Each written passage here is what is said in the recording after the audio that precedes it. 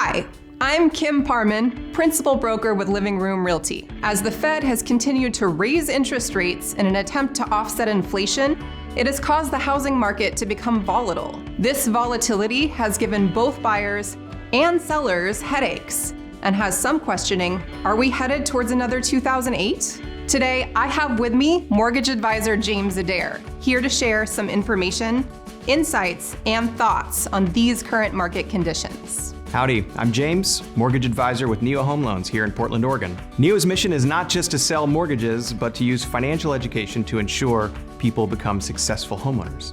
Let's just jump right in, James.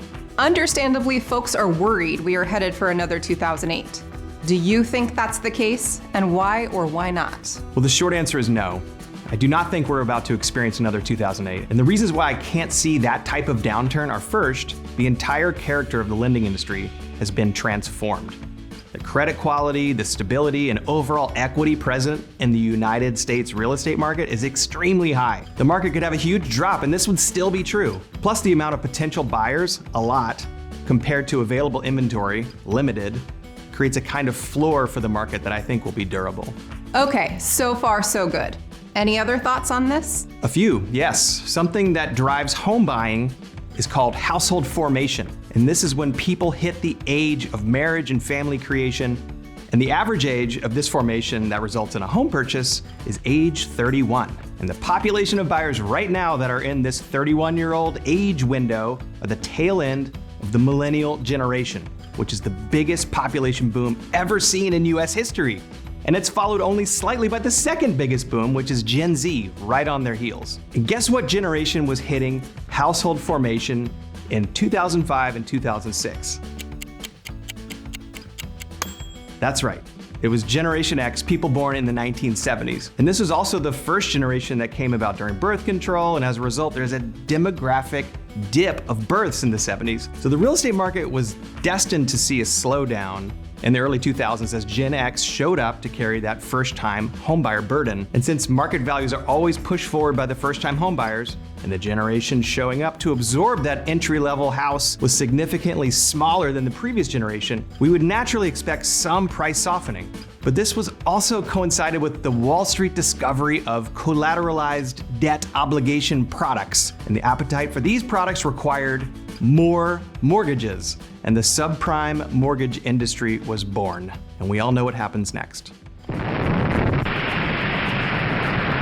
The entire building industry was basically wiped out between 2009 and 2013 and has yet to catch up with the demand of these new demographics. The United States is quite underbuilt as a result of this. All of us agents know that's true.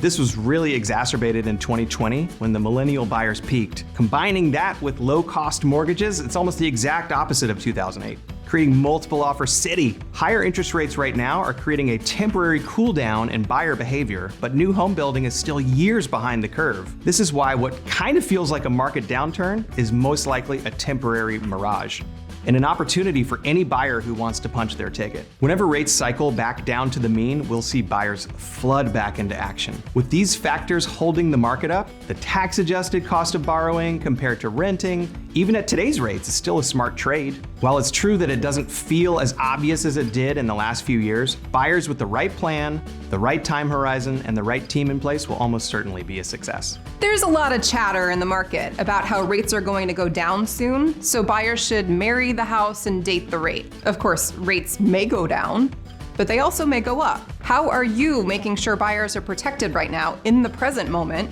so that they aren't banking on future rate decreases? Well, the short answer is deeper education in the pre-qualification process. We explain the bond market, how mortgage rates are developed, the forces that are influencing the cost of borrowing, and then we make sure that we have a true affordability plan for the initial loan. We're going to help buyers understand where they can trim their current budget if need be, and also stay focused on the actual value of the property. Our mission is to make clients successful homeowners, and this goes far beyond simply locking a rate and closing a transaction. We're designed to help our buyers understand how the real estate asset and mortgage can support their long and short-term financial goals. We always imagine two possible future outcomes. One, rates improve and we can refinance into a lower housing expense, or rates continue to go up even further, at at which point you'll feel great about having locked in when you did. I agree. Nobody can ever time the market, as they say.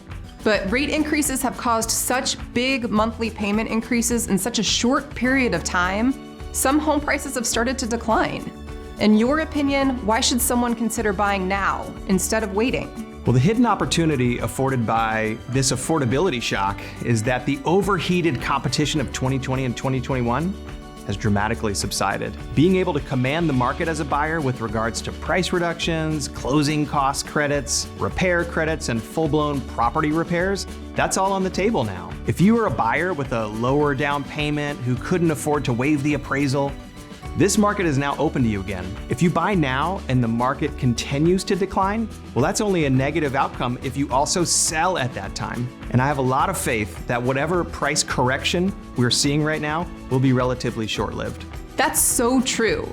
I tell my sellers all the time that the value of an asset only matters when you go to sell it, balanced against what's happening in the market at that time. What are you personally doing in your business practice to ensure that buyers are making smart, long-term moves right now? Just really taking time with my clients to make sure they understand the context of the larger market playing field. The global economy affects the bond market, which affects rates, which affects home values. Just understanding all their options and how leverage and tax advantage debt and a real estate asset will impact their family's balance sheet has never been more critical. It's not hard to find a lender that can get you a loan, but we think that this next level investment in our client's success is just a better way to do business.